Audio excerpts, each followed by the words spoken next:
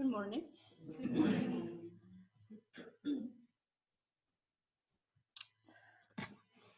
So let's start with our meditation. Before meditation prayer, help us set our motivation.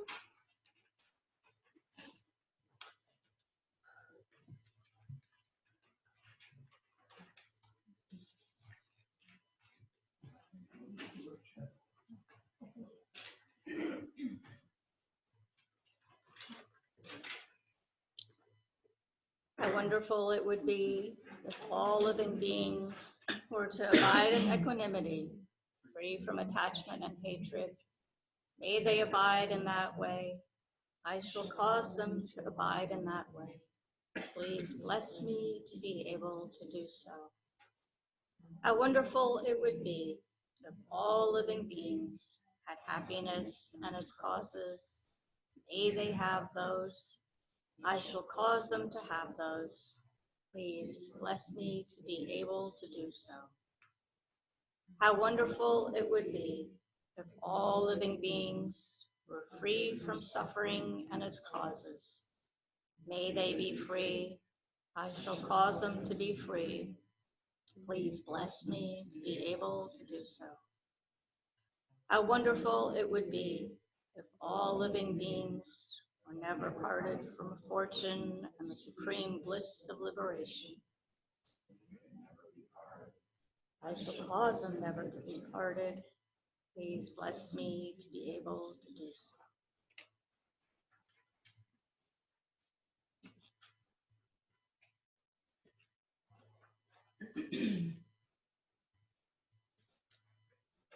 So we stop and think how wonderful and how fortunate we all are to be born as a human being with all of our sense faculties and having a sharp mind, everything that we need to attain our fullest potential, to being able to perfect all of the qualities that are mentioned in the prayer that we just read. Immeasurable equanimity, immeasurable loving kindness, immeasurable compassion, immeasurable joy.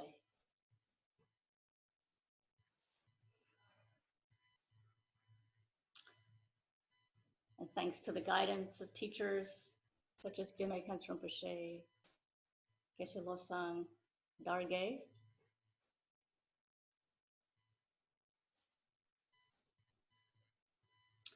then we have a clear understanding of what we need to do,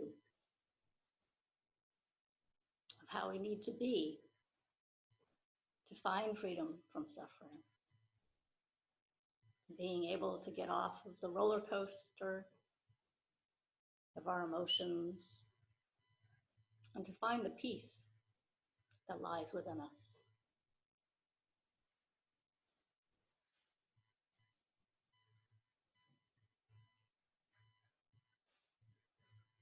And so when the teachings talk about the precious human rebirth, how wonderful it is to be able to have found this wish-fulfilling jewel, then really they're talking about us. The wish-fulfilling jewel is really our own mind, our own body. We have everything that we need right here.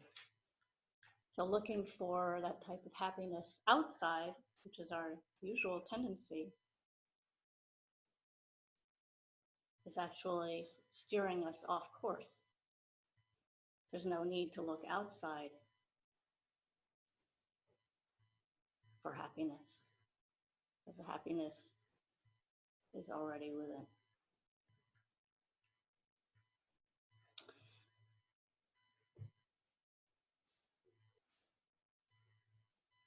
And so in this class, we've been reading about how to develop a fearless heart, how to develop compassion. What does compassion mean? How does compassion relate to our own understanding of ourselves? So what is self-compassion? What is self-acceptance? And how does that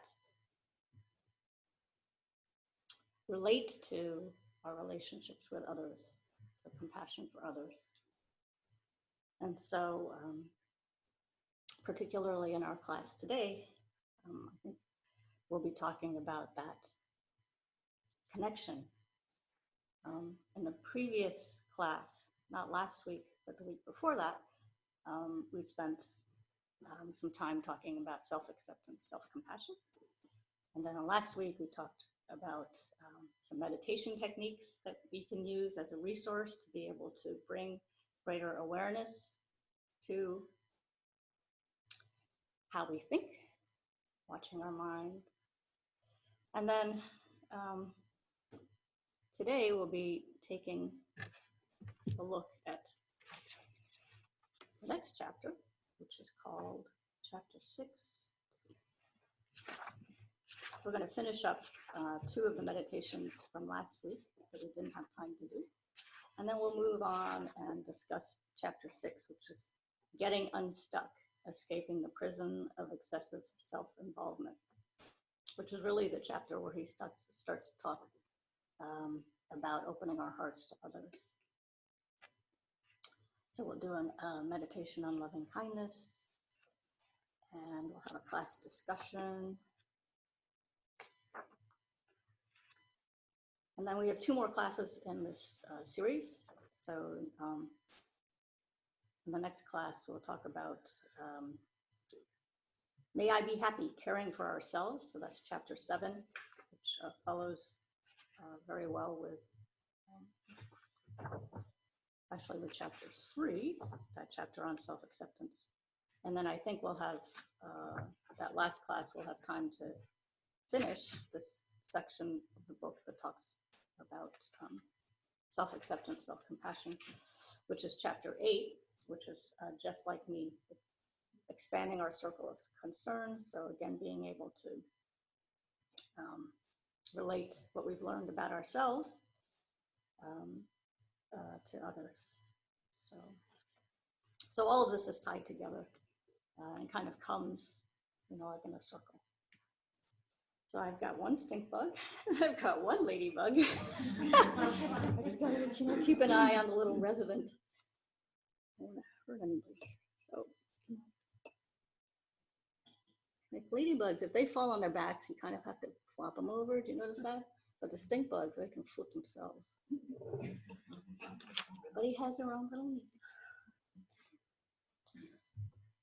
And they're very fortunate to be here, right? What lucky bugs. They're listening to the Dharma, right? How fortunate are we, right? We're all in the same room, we're occupying the same space, and yet, we have some ability to be able to think about the Dharma, and they're just like rolling with the vibes or something, planting the imprints. All right, So, not to be distracted.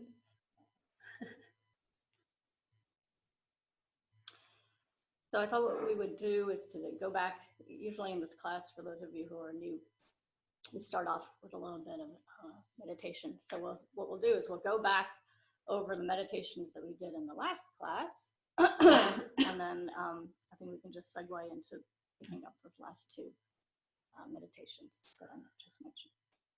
So we're going to sit comfortably with our back straight, shoulders back, keeping your hips slightly forward. Your hands can be either resting on your knees, or you can cradle your right hand and the left hand, thumbs touching, kind of the classic pose. But really, whatever feels good, as long as your back is straight. Your eyes can be slightly open or closed, or you can alternate if you need to. Feeling safe, protected, and loved.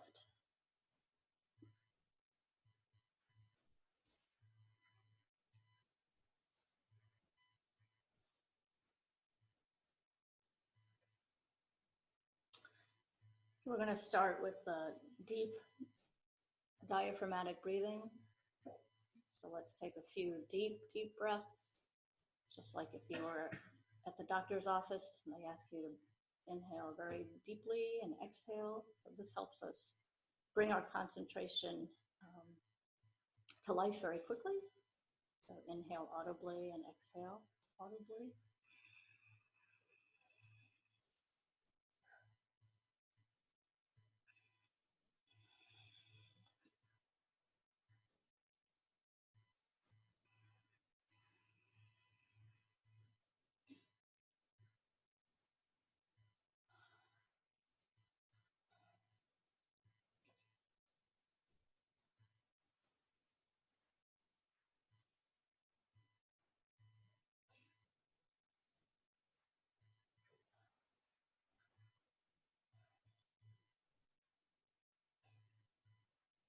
Inhaling, filling your lungs, bringing the air all the way down to the abdomen, feeling the abdomen swell. And then the exhalation, exhaling, right?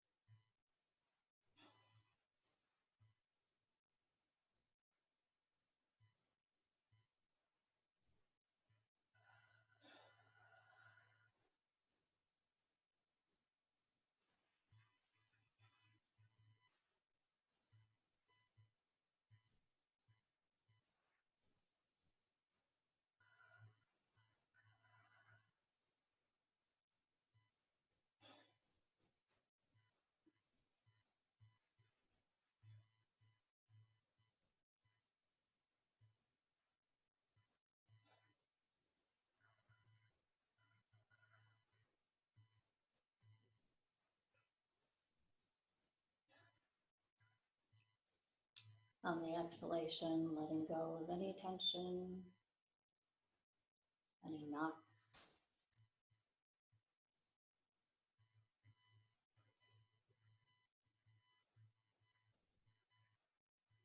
Any areas of darkness from any part of the body. Your feelings of anxiety or fear, sadness or loneliness.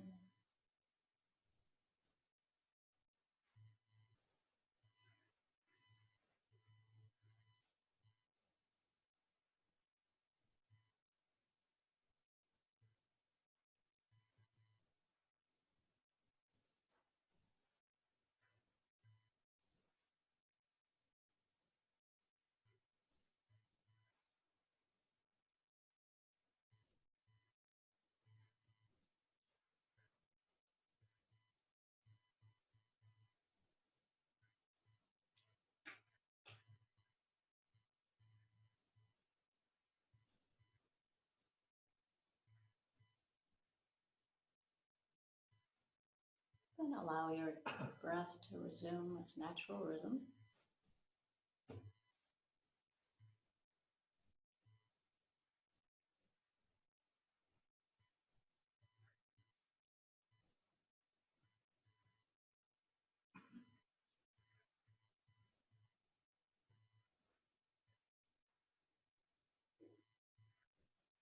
Just breathing with the body as a whole.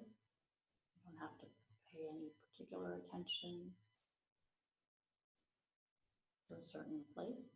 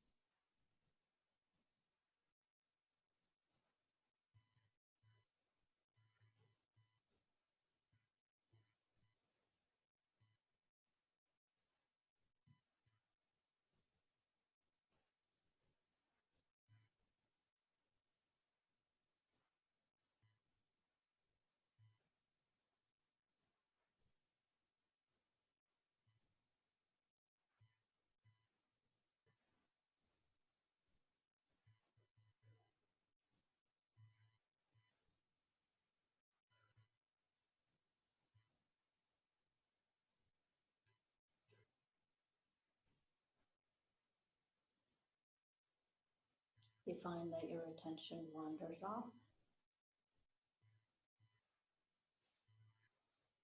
past to the future. Just gently call it back to the breath.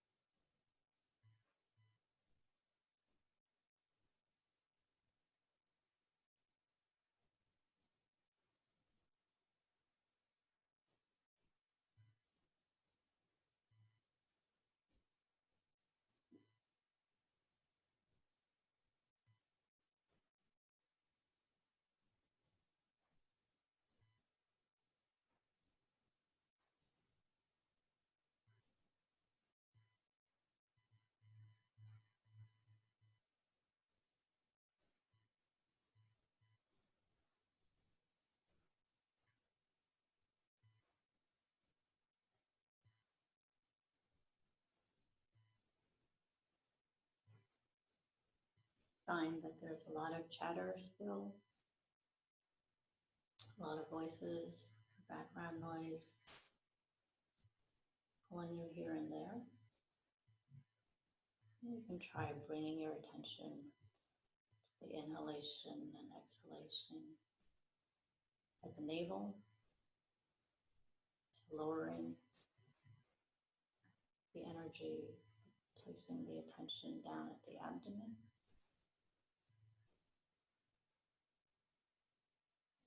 That can help quiet the mind.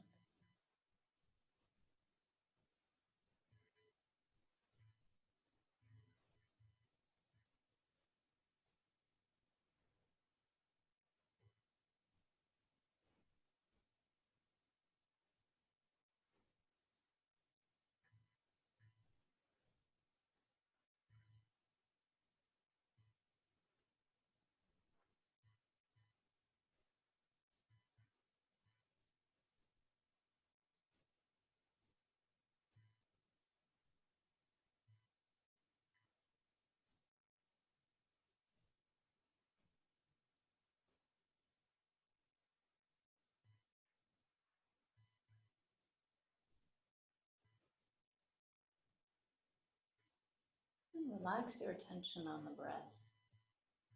And we'll take as the object of meditation the mind itself. So here with one corner of the mind,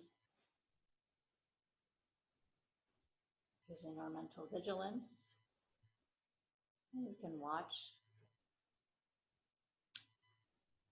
the mind, checking up on our mindfulness, on our memory, that's holding as its object the mind itself. So just allow your mind to become very big and spacious,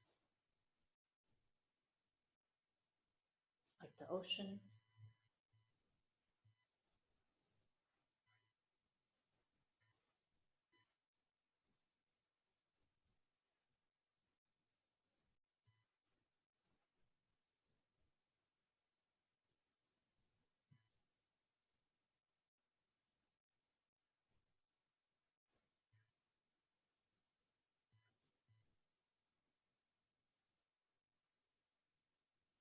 As thoughts arise, as they bring their associated feelings with them,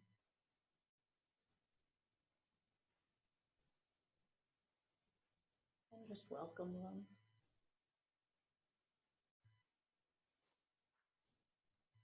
Don't interact with them, simply watch them.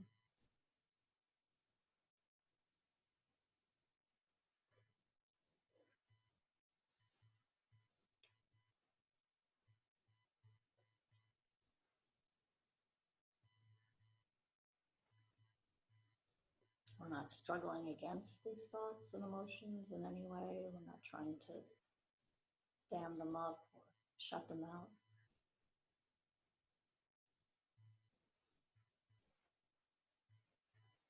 Just like the waves come and land on the shore and then recede, the energy will dissipate.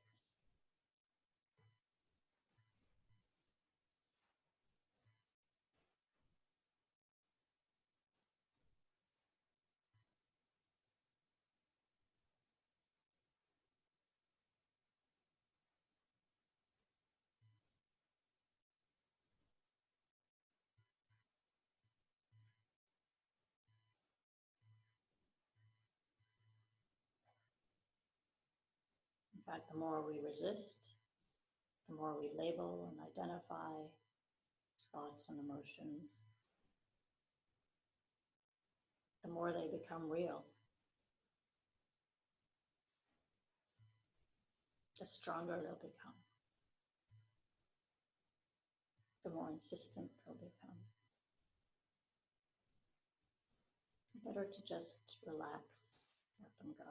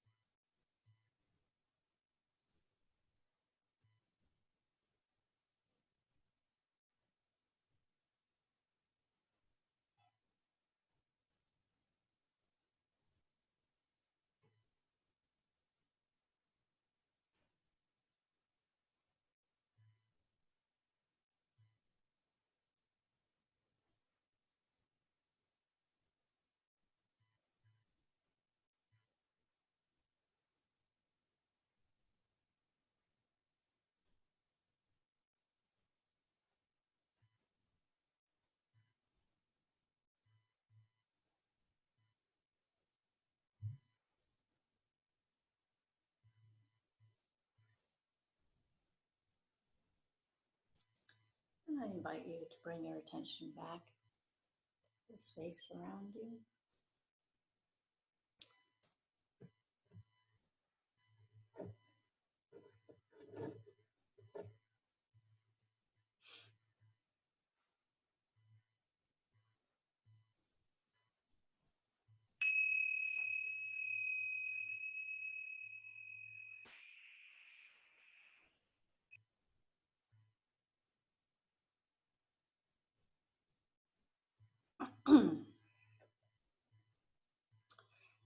So the next meditation in the book talks about using an image as the object of meditation. And so the idea would just be to be able to hold the image in your mind, clearly, not necessarily like with photographic quality, not digital quality, but to have some sense of the object that you've chosen. And so it can be anything that you find easy for your mind to hold. So it's good to actually start with a physical object in the room versus something that you're imagining as being present.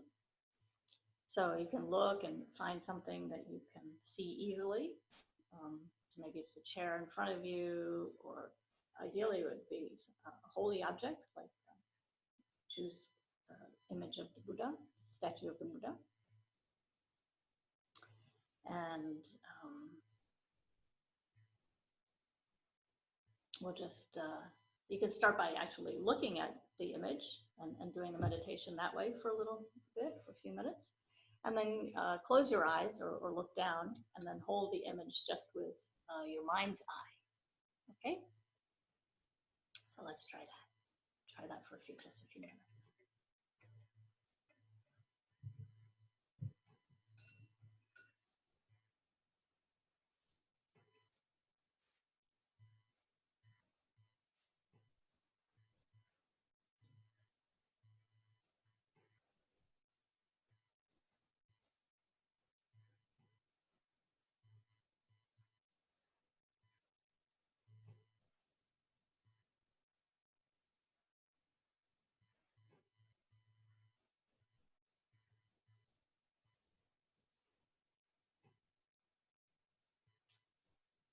So try to hold the image steadily.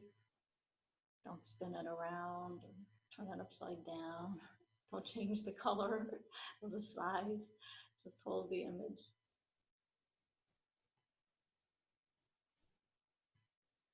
You can hold it in terms of the image, with respect to where you are, your physical presence. And you can hold it maybe a couple of feet out in front of you, kind of at the same level as your forehead, the crown of your head, right? So not like really far down, not way up, but just sort of at a comfortable distance.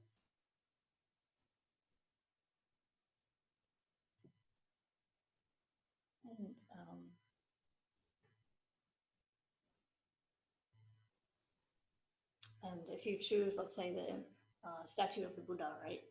If you find that it's hard to see the whole Buddha, then you could just focus on, the Buddha's head, or one hand, whatever that, you find that your mind can hold easily, comfortably. That's fine.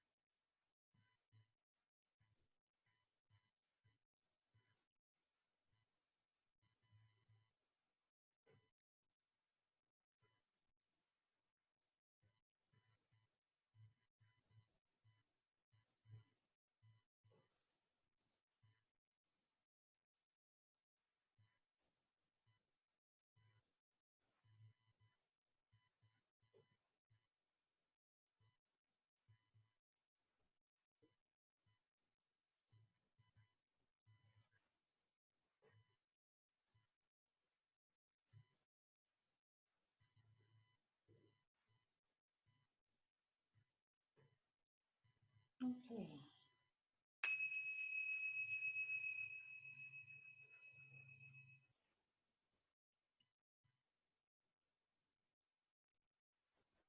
So I think meditating on the image is not really all that difficult, right? Because, we do it all the time. We're always working with images. We're a very visual culture.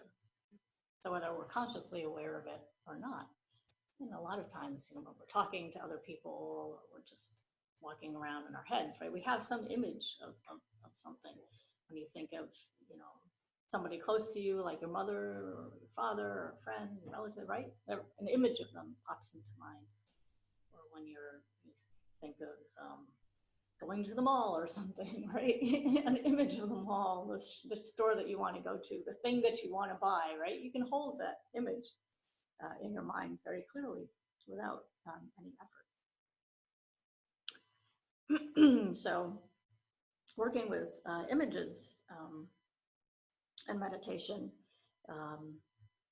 is very beneficial because it's something that we have a natural ability to do, that we have practice in doing, and as you not move on, but as you particularly in the tantric practices, or not even just tantric practice, when you visualize, the Buddhas, Bodhisattvas, when you think of your teachers, then it's very beneficial to be able to have their images in mind. So the last of the meditation techniques in the book is the one that, what do we actually call it? It's got a fancy name for it. All these fancy names. It's like meta-awareness or something. So just, if you are following along in the book, I know some of you do have it. We're now on page 108 with the exercise called meta-awareness.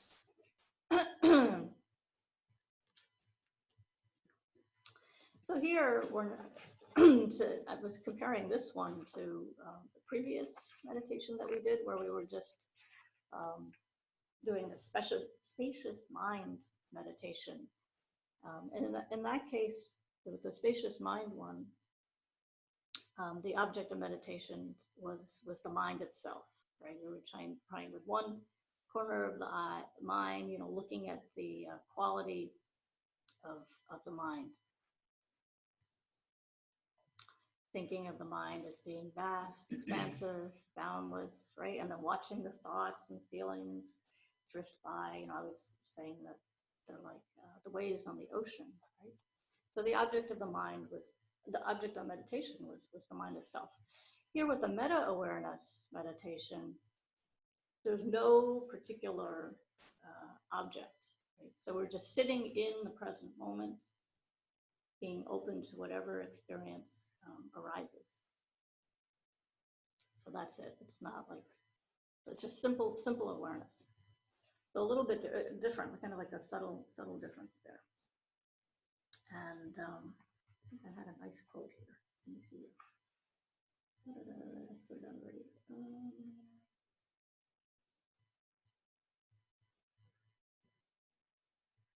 Yeah, so this is a book. I'm kind of taking this quote a little bit out of context, but it's a good quote. Dzigar Kuntrul Rinpoche wrote a book called "It's Up to You: The Practice of Self-Reflection on the Buddhist Path." It's a good book, and he talks about how peace comes about when the true nature of things outshines their appearance. A mind that is subtle enough to recognize the true nature of its expressions, to know that this nature is open, unobstructed, and full of potential, is at peace.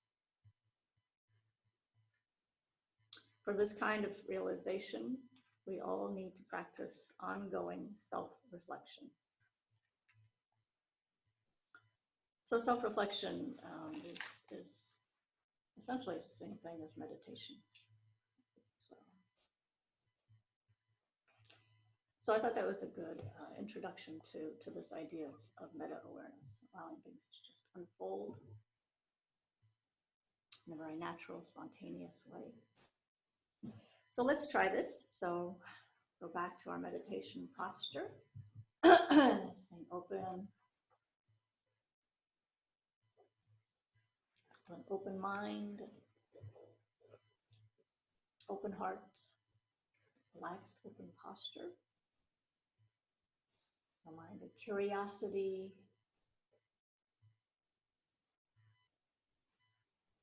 a sense of wonder.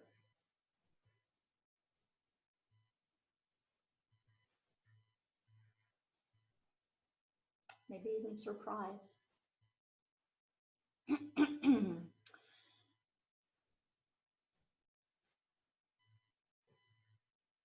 So bring your attention first to the breath, allowing the breath to anchor you, guide you.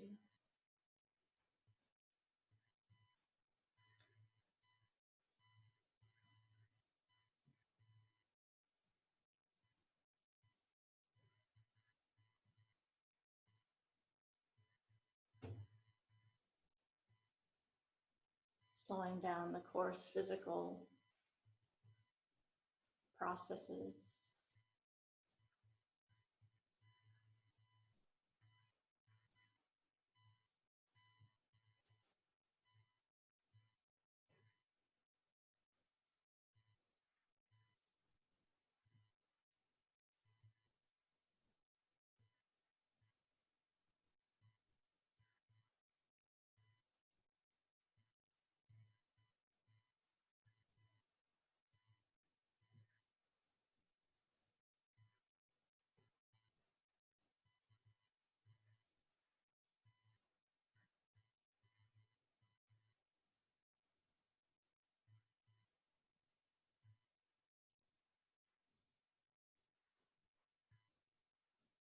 And then just be where you are. Just sit, relax into the present moment.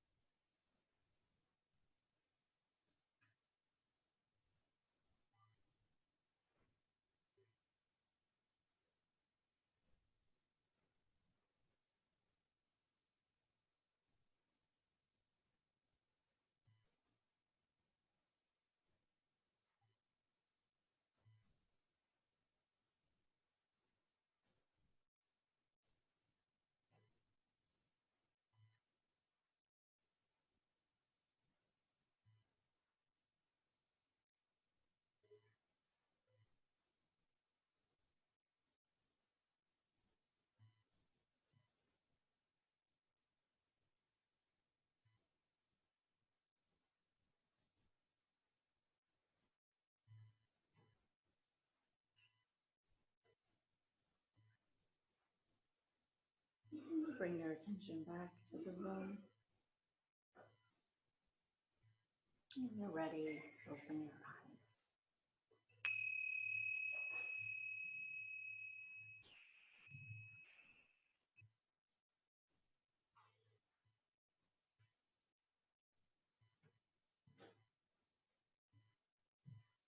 So I think that meditation in particular is very helpful when we start to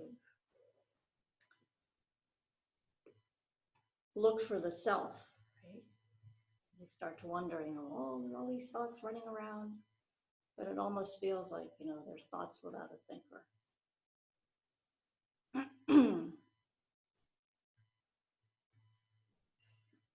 So just as a very natural process, the thoughts seem to be somewhat held at a distance, somewhat disassociated from what we would normally consider as ourself, as part of our identity, right? Because we think of ourselves as being in control, right? There's a sense that there's something like a controller, king and the ministers running around, right? That there's somebody that's calling the shots, right? Buck stop, everything has to be under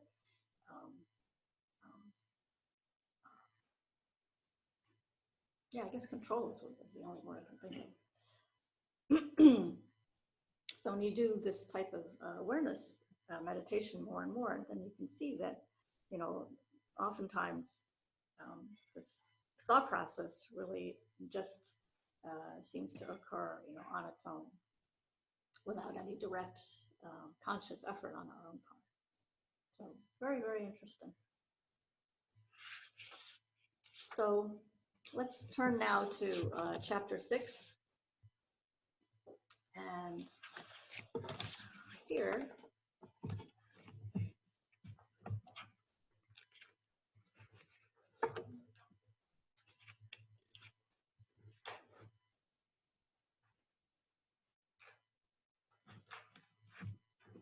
so he talks in some detail about the benefits of having an open, hang on one second. If ladybugs are lucky,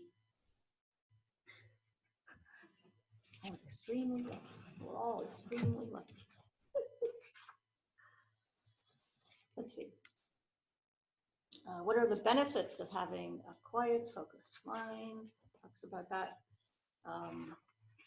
actually at the end of chapter 5.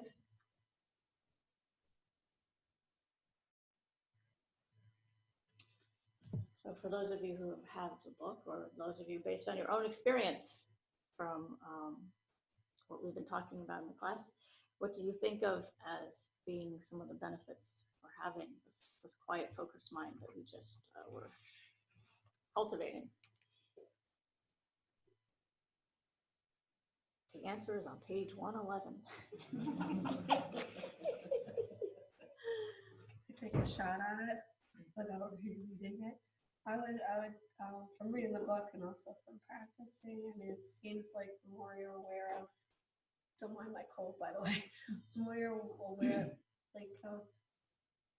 it seems like a way to see yourself as the observer of your thoughts, like you're the one watching your thoughts instead of being your thoughts. And if you can be aware in that way, it's easier to slow down the reaction time with emotions. Okay, I'm looking at this, what's happening here. I know, I'm aware of my thoughts, and I don't have to, that my thoughts don't have to be the truth necessarily. Okay, good.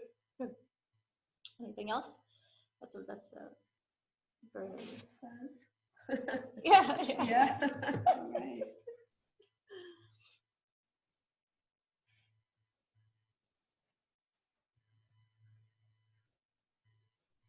Any other thoughts?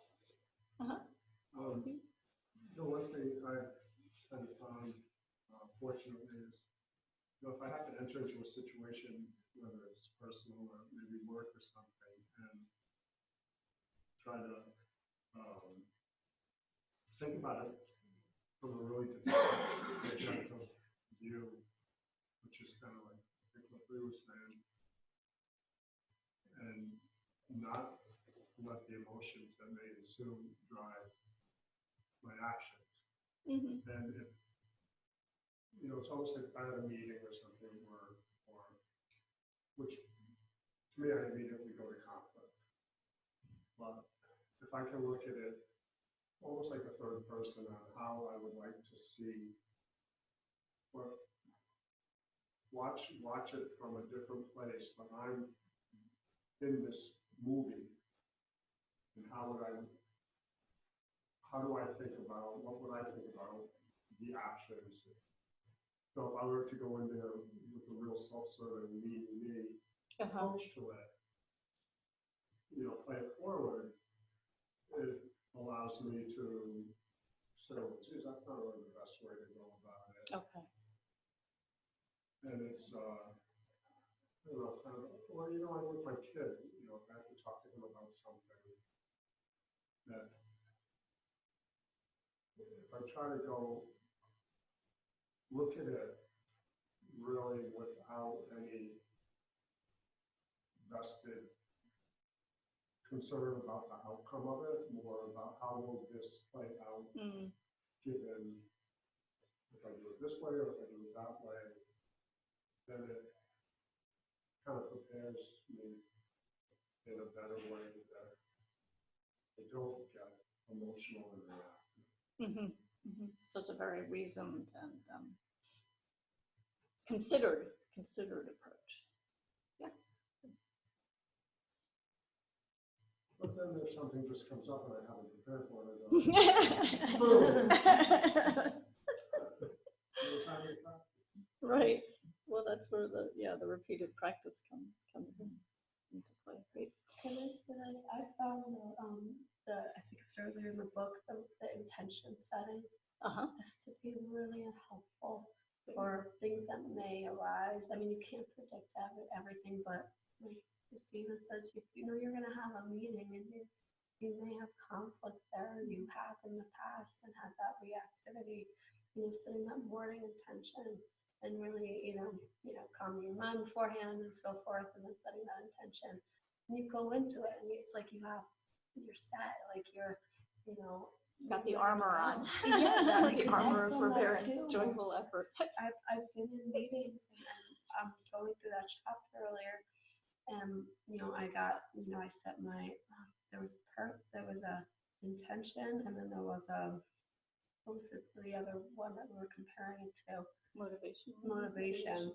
Actually about motivations and intentions, and I got really specific. Okay, you know, this is what I'm going to ask for, you know, just so I don't react to it. It's really helpful.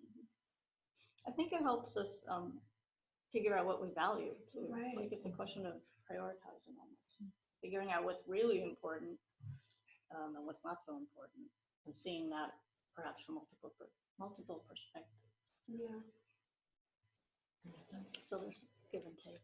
I think being able to take a minute, even, you know, especially for practicing being more mindful and developing that little bit of a buffer, and then we find ourselves in a situation where we didn't have time to prepare. We didn't know we were going into a meeting. We didn't anticipate a conflict. Just understanding that we don't have to react immediately.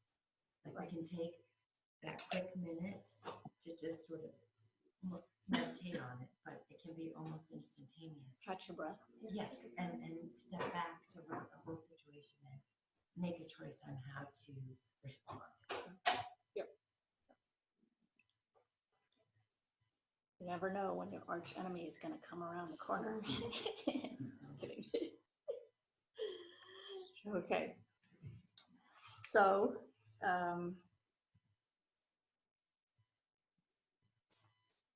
with that being said, let's move on then to chapter 6, getting unstuck.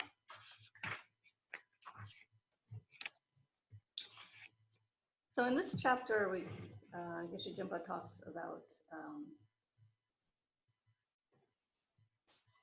how we began by, actually, I think there's a typo. So I wasn't going to bring this up, but I think there was a typo here. That's starting to bug me. On the top of page 114, he talks about like the chain, he talks about caring and how being open to others, that sense of concern for others. And then he says, paying attention to others, paying attention is an indispensable link in the experience and ultimately action of caring for someone, paying attention, right? Then he says, so far the chain looks like this. Intention gives rise to motivation, gives rise to attention, gives rise to loving kindness and compassion, gives rise to acts of kindness. And the chapter is about loving kindness and compassion. But see, I was thinking that, this was based on what you just said, it should go motivation and then intention. And here it says intention to motivation, so I don't know. Well, I guess they could go either way too, because well, I don't know, I think it would go motivation, intention, motivation, because if like you sit there and you calmly think about it, you set your intention, now you're motivated towards your intention. I don't know, like you're like, okay, I got this, like the energy of motivation. I don't know. No? I think earlier he said the motive. What does anybody have a take on this? I thought even earlier he said motivation was like that overall like gut feeling, so like yeah, that passion, deeper drive, value. yeah. And then intention was like the more specific action. Well, no, not action, but you kind of narrow it down to your goal or objective or I something. think that he also describes at some point in time motivation being the engine for intention. So if Yeah. you lay out your intention and then you use motivation to stay on your intended path. Right. So Right. I would actually say that it starts with intention, And then goes back. motivation provides the energy, the Motivation is the driving force behind doing something, right? So if you're training a dog, if you find a dog that's very food motivated, then you know, okay, if my intention is to train the dog to come command, I know it's food motivated, so I can, dangle it. It's like, God, they give him the treat, come. So when I was reading it last night, I saw intention as more important because if motivation could be good or bad. We all have Oh, okay. subconscious motivations, but the intention was having the right heart and have the right intention. So the content, if you have the intention first, then your motivation will be more pure. Whereas if the motivation comes first, the motivation might not be pure. You're setting the intention is really the pure heart, putting that first. And then the motivation will be good. Because you can also have motivation that's bad. That's why we're not. Interesting. So I thought the intention as being the more important thing to get right first. So if your intention is to help somebody, then their motivation could either be self-centered or not. So maybe it's not a typo. So let's move on. I feel like intention is a desired outcome. Intention is a desired outcome. Okay. If I wanted to play the piano, that's going to come before my motivation to start practicing. If I see a piano, I sit down and start practicing. If I don't have the desire to play it. True. Once a person has an intention or a desired outcome or change or experience, then it's like, how do I get this? And that's where the motivation to achieve it kind of comes from. Okay. All right. I'll go with that.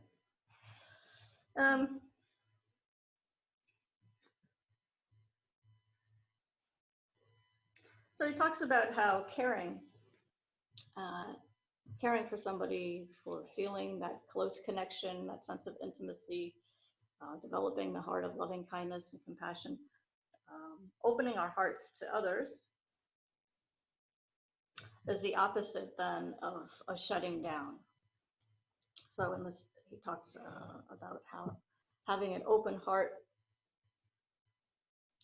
is crucial to having, healthy, close relationships with others. And then he talks about why, he gives some reasons for why our heart closes, why we may withdraw from others. And so what were some of the reasons why our heart might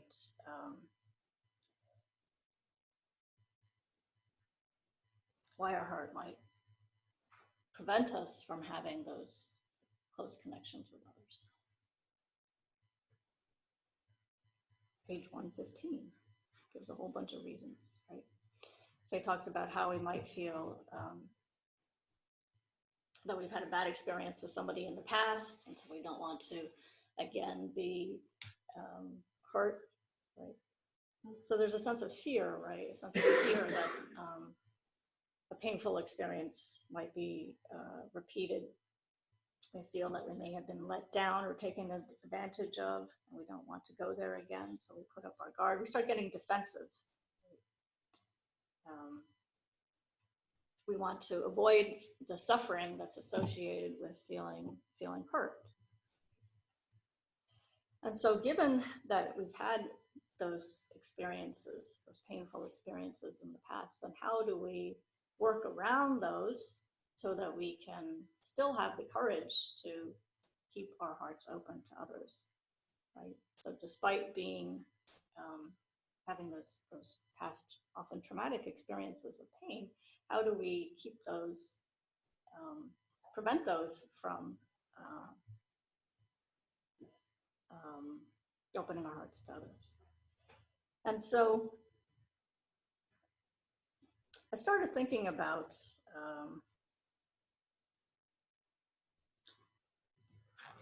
the chapters that we had been studying in the Shantideva book, right, with Geshe Darge, and then we spent a lot of time talking about patience, right? Okay, now you gotta move. Come on. Talk about patience for a long time. And I feel like we're kind of coming full circle, you know, now that we're in this chapter about keeping our hearts open to others and not getting angry at them, right? So we've spent a whole chapter talking about patience. And I think a lot of these ideas come back here. So when we talk about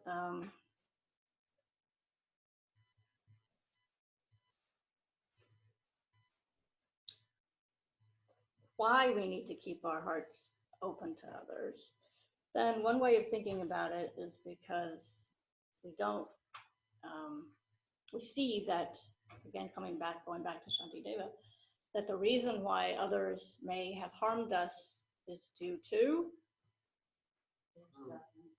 their suffering, right? And their suffering can be associated with the results of karma, right? Which goes back to our own experience of suffering arising from karma, right? We talked about that. What else did we talk about? What were some of the examples, specific examples that Shantideva gave us, or even from your own life? It doesn't have to be from Shantideva, of how others have hurt us. Criticism, right?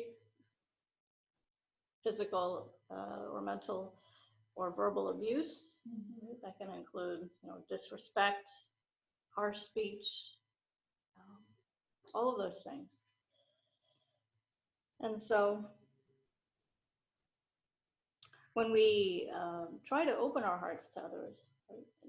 We did this meditation at some point, the last class or the class before, while we're meditating on thinking good thoughts about others, and we're going to do it right at the end of this class. Then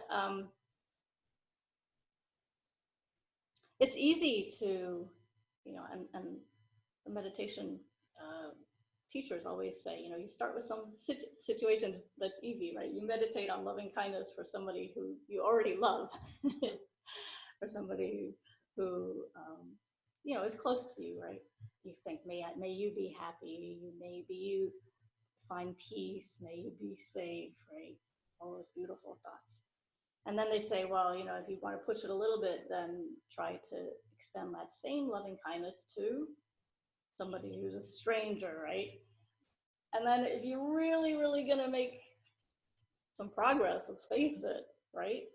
Shantideva, mind training, all of it is directing that same open heart to the people who abuse us, to the people who we feel jealous of, to the people who give us a hard time in meetings because they humiliate us, right?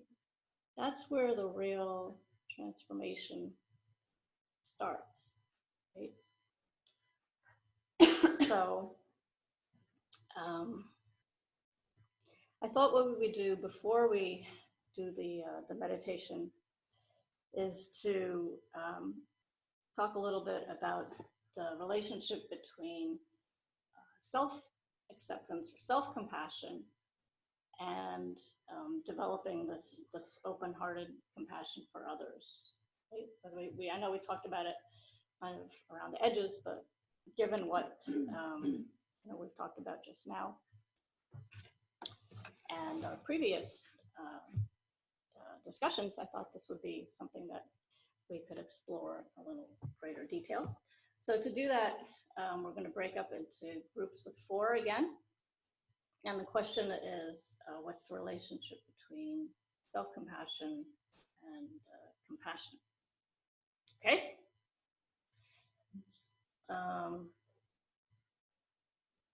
Is everybody here for the, pretty much, or you're reading the book and everything? You feel good about talking about that topic? That's not a problem, right? So let's go ahead and we'll divide into 4. So I've got four people here.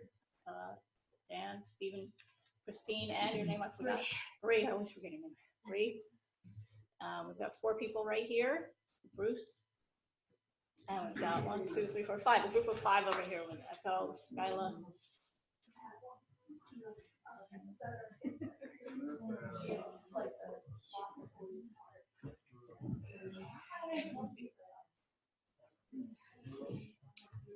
So this time, have one person be the scribe, like take some notes, and then after we break up, you can share some of the highlights of your discussion. So there's some cross-fertilization and feedback. Okay, so first figure out who's going to take notes.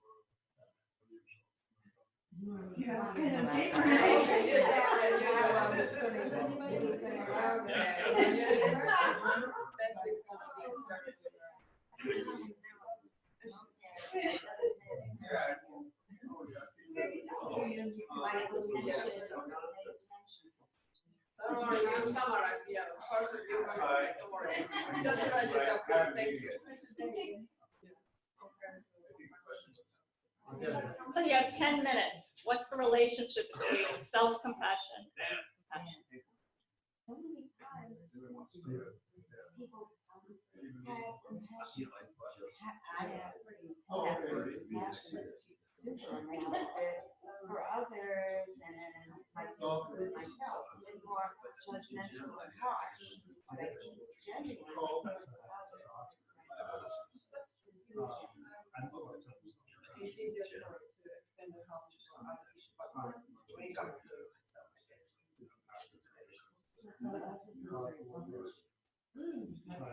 Why we do it?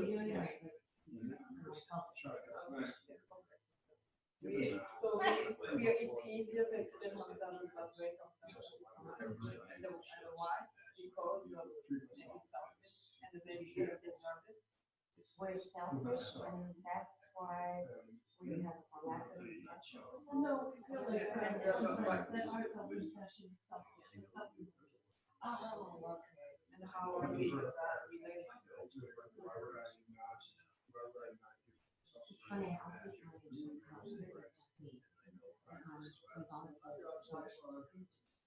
Yeah. it's funny.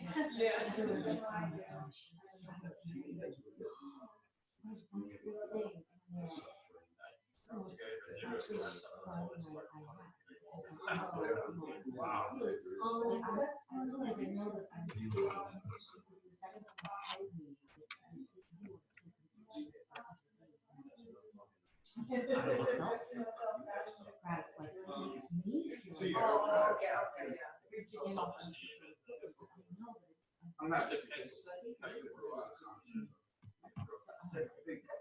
so good for me to say all about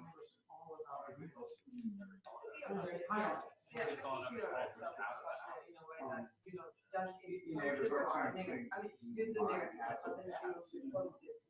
It's positive. So, you're like, oh, you have to Like, well, it's not something that someone can need.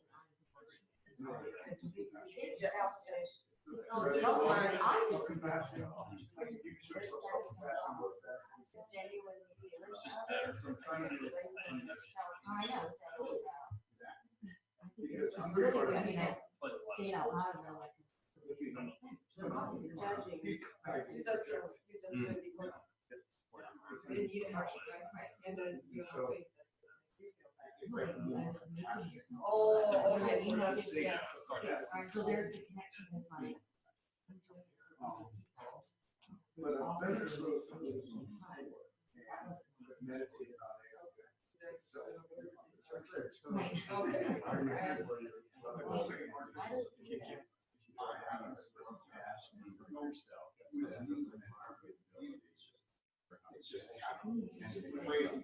It's young flowers, like her experience, yeah, because self-compassion is what to be able to see things who we are, which is not, being critical of self-original. And then we just say no, that's, and then someone tells us, oh, or like, oh, you do this, that's not, I think that's.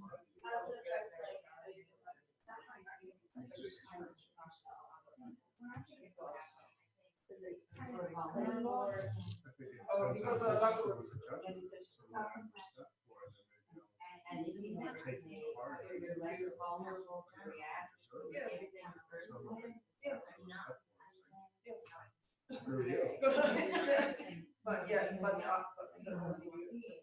We get at the same time, very different. yes, I think it's true. We are just very compassionate. Our compassion is not for other people to be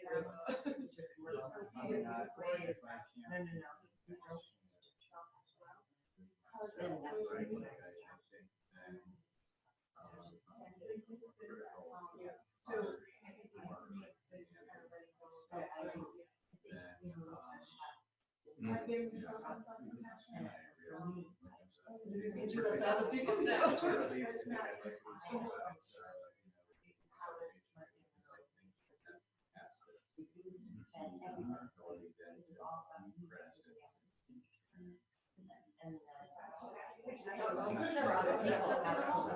Oh, we're doing it all.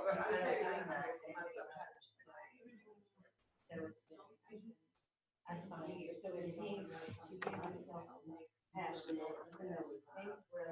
think where the perceive it as compassion, still take. You never know when somebody's gonna jump up on. Maybe, I think the danger is that we do say, oh, it's boring. Yeah, too, that's the danger that maybe.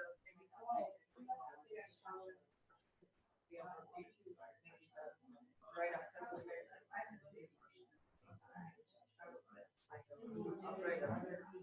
Maybe to the even the president. I mean, somewhat.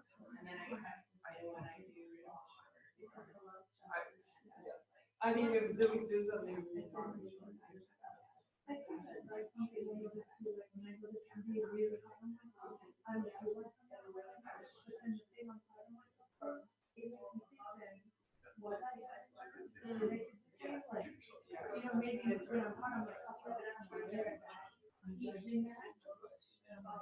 Instead of just giving the fair assessment.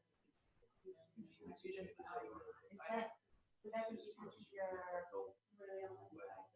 not, I mean, if you were really, you were aware that what really present with how you're getting to others, then maybe say, oh, no, I'm not using what I do to myself. But That's not compassion. that compassion is when someone says yourself. I don't know there. Think that Self-compassion you is push others. you being strong, the stronger you are, the more you Get somewhere. But it's just whatever kind of strength you both need to follow.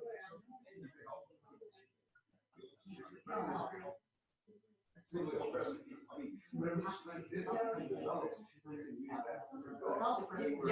okay, you'll be trying to do that, right? Yes. Because you wouldn't know about it. Yeah, exactly, yes, exactly. Yes.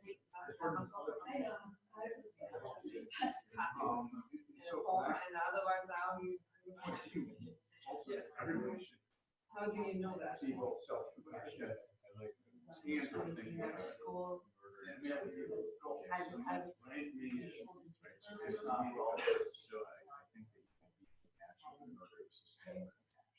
But I kind of see it. Didn't have strong self. And I'm trying to. But in order to be very problematic, very hard. Right.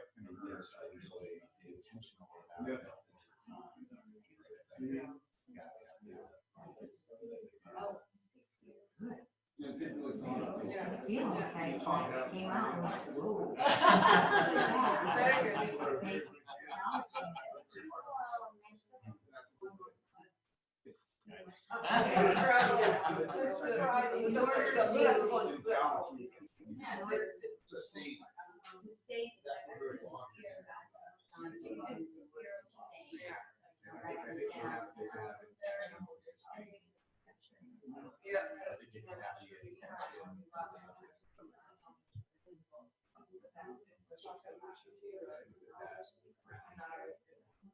To give compassion, you have to actually have it. Yeah. True. You know what, you give so many times when I've been really fearful and something else is being tainted. You know, lack of self-respect. Harder. Giving from the giving. Is that selfish? I don't know. If it's selfish. It's okay. It's good.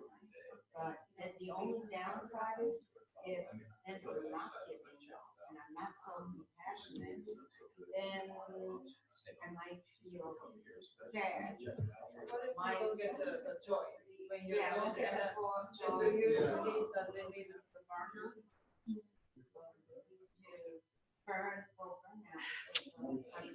My feeling of stability would be based around I'm doing good. I'm not. Oh, no.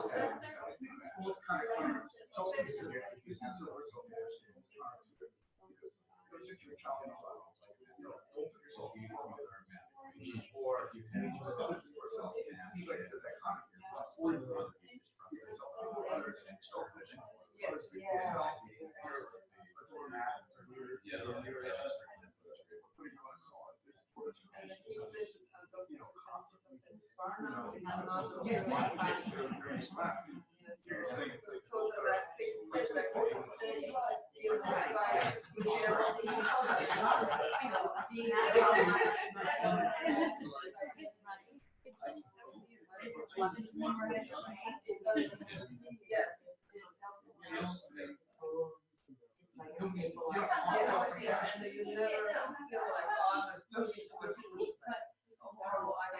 There's no feeling. You have to do it because it's, because that's who you are.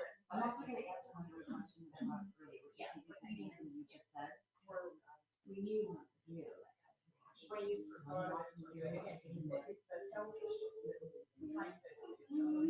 right now, my birthday has, I can see so much joy when you walk in the door. You're happy to have the dog and yourself. I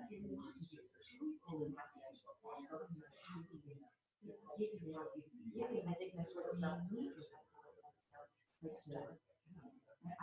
I don't think it's something to feel guilty about or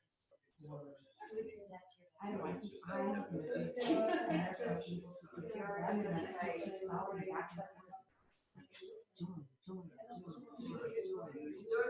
Okay, you've got 1 minute to wrap up.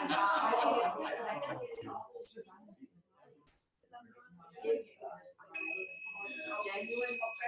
1 minute to wrap up. Oh, 1 minute. Oh, no, that's okay. Let's wrap it up. So ultimately, it's always comes back to a dog story for me too, so it's funny. Everybody can relate to it.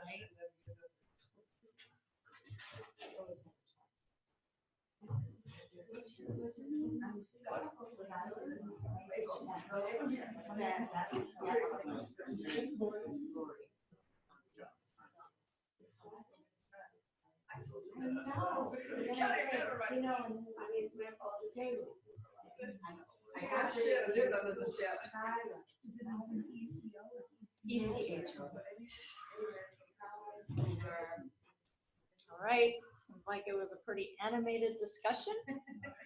So looking forward to hearing what everybody came up with. Who would like to go first? Which group would like to report up first?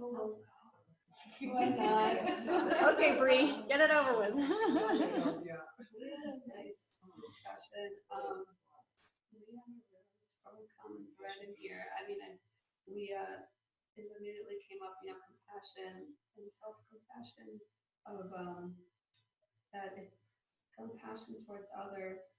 It comes much more easily than compassion towards self. We all agree and we went around it, and it became evident that it has a lot to do with, for us, like how we were brought up and how we've learned, and that self-compassion is something, and I hope I'm please, chime in if I'm not saying exactly right. Self-compassion is something that's a conscious thing. You have to work at it intentionally to build that skill. And what else am I missing? I mean, I could share my personal story, but they ended up listening to a personal story of mine, in which I'm having a difficult situation at work, in which my job is as a counselor, I give a lot of compassion out, and a lot of people see that, but there's sometimes when we're in structured institutions, there's some people who get removed from that, things like management and up there, and I haven't been recognized, and in fact I've been criticized by some of my decisions that involve a lot of compassion towards others, for putting others before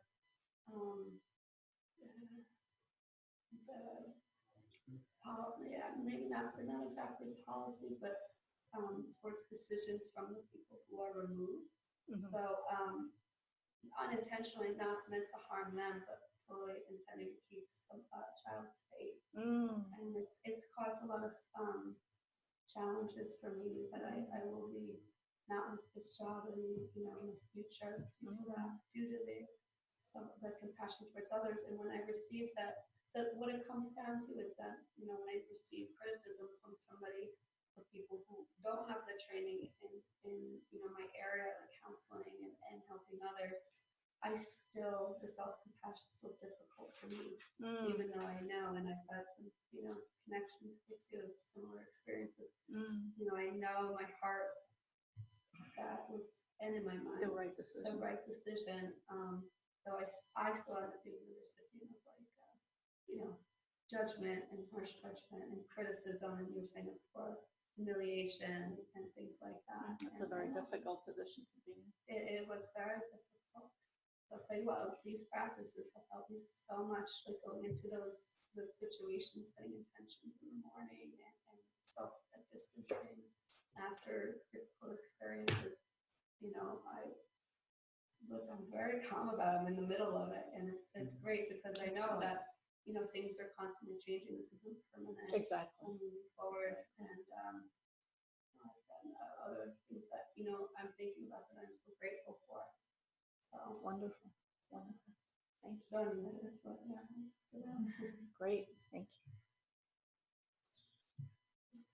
We talked about that there was no real division between myself and others, that we can take our own experience to shine light on areas of compassion that we might be going through, or that others might be going through. Compassion is a spectrum, both self and others, and we talked about selfishness versus self-compassion. Okay. Different. Very good. And Yeah, and we did have a common thread too, that self-compassion is acceptance of where we're at. And then grow and move forward. Okay, great, thank you.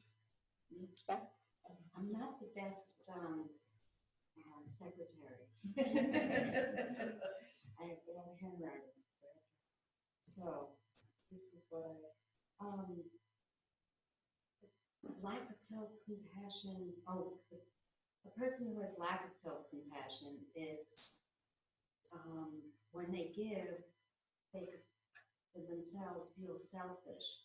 It's like, oh, I'm giving, but it's really because I need something, and I'm just.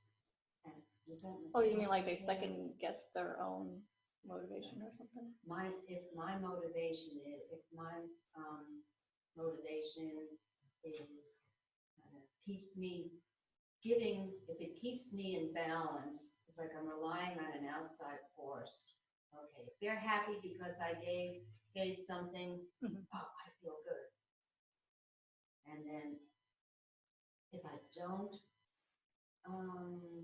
feel if they don't receive, if I'm receives what I'm trying to give, then I might feel down and depressed. Mhm. So it's self-compassion would be based on, regardless of how it's received, I can still stay solid. Okay. And in order to have self-compassion, genuine compassion for others, you have to be it to give a pure kind of compassion to others. And if it's all about the self and the giving, it becomes a strain to sustain it. And it eventually leads to burnout, where you can't give anymore. It's like, oh my God, this is just a weight. And in the giving without self-compassion, it's always tainted by how we judge ourselves. It's like somewhere or another, even self-consciously, our own judgments of self may just shoot out and hurt the others. Even if we don't mean it, is there anything important here? And it's just that I'm totally open to it. Because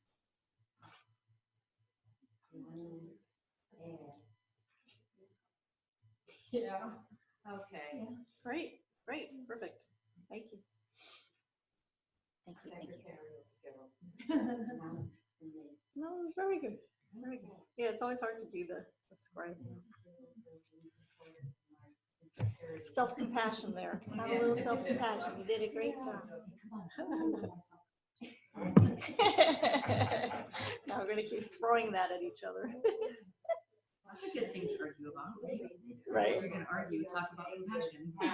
Be nicer to yourself. There you go. Okay, so we're pretty much at the end. So your homework, everybody needs homework, right? Homework is to continue reading the book and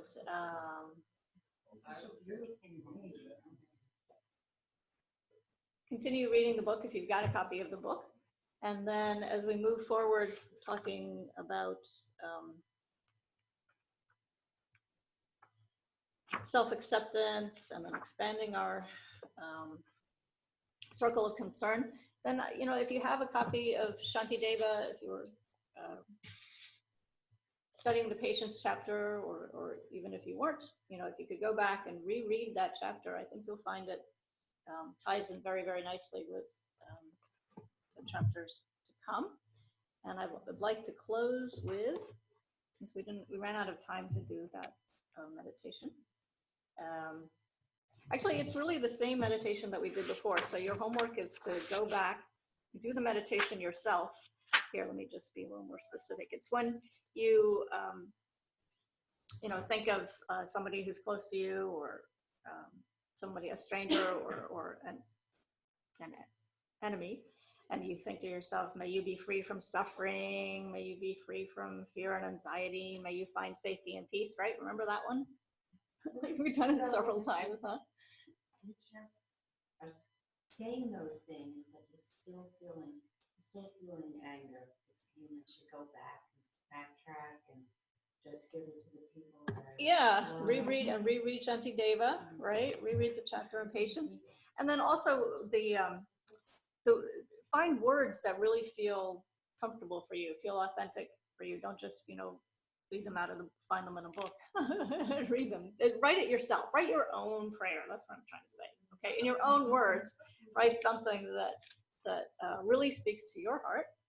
And then also read the 8 verses on mind training or any of the fantastic Losang prayers. So let's close with this one. I'll read it to you, and you can find it online. 8 verses on mind training by Langri Tangpa.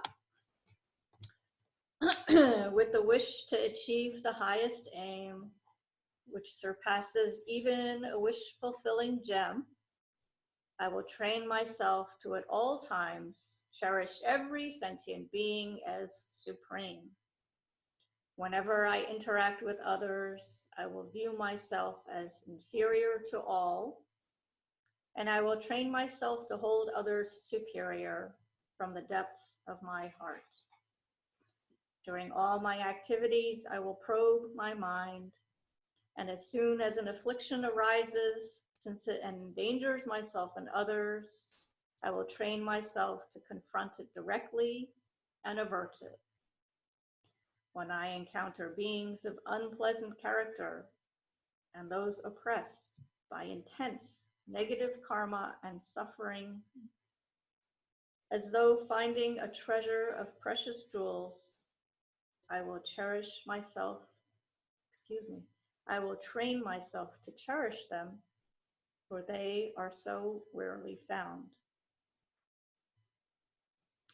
When others, out of jealousy, treat me wrongly with abuse and slander, I will train to take the defeat upon myself and offer the victory to others.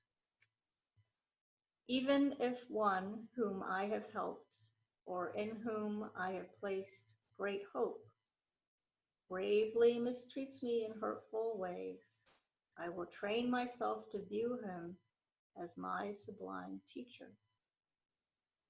In brief, I will train myself to offer benefit and joy to all my mothers, both directly and indirectly, and respectfully take upon myself all the hurts and pains of my mothers, by ensuring that all this remains undefiled from the stains of the 8 mundane concerns, and by understanding all things as illusions, I will train myself to be free of the bondage of clinging. Say something. It always, when I hear the word to see oneself as inferior to others, it strikes me as being lacking in self-compassion. It's not the word inferior. Lower, I think it has a very specific meaning in this context. So like inferior of, like with respect to, maybe your lamas, your parents, more in that sense. Not so much in terms of the self-compassion, but we'll come back to that. He's coming from a place inside himself that's very secure. You know what I'm saying? Right, I think that's where he's coming from. right. He's very secure, and he's not saying, putting myself Down, right. I think not so much that. You know what I'm saying? I see this just saying I'm one, others are innumerable. So you're not. Okay, it's another way So of it's thinking. the number thing. I have more than everybody else. Inferior number. Yeah. And he's saying that there's nothing more important than holding others safe and keeping compassion. There's nothing more Highest value. That's how I take it. Yeah. So we'll come back to this prayer, the next couple of classes, because there's a lot to unpack there, but try to get a copy of the prayer, read it, on a daily basis, and you'll see how it ties in, beautifully with Geshe Jumpo's book. Okay? So thank you very much, and we'll see you next week. Thank you. That's gonna be challenging. Yeah. I read in the past. Oh, wait. We have a public service announcement. Hang on. Public service announcement. Okay, for one thing, we've got a box of free Tidy cat litter. So please, if somebody would take this cat litter, that would be great. It's by the bench over there in the hallway. Okay. And then also, the good news is that we donated a total of 54 coats to the Danbury Homeless Shelter. So we exceeded our goal already. Thank you to everybody who has donated. The coat drive and food drive, I also took like a whole big box of food over there, along with shaving supplies and other toiletries. So the next drop off is February the 26th. And yep, that was it.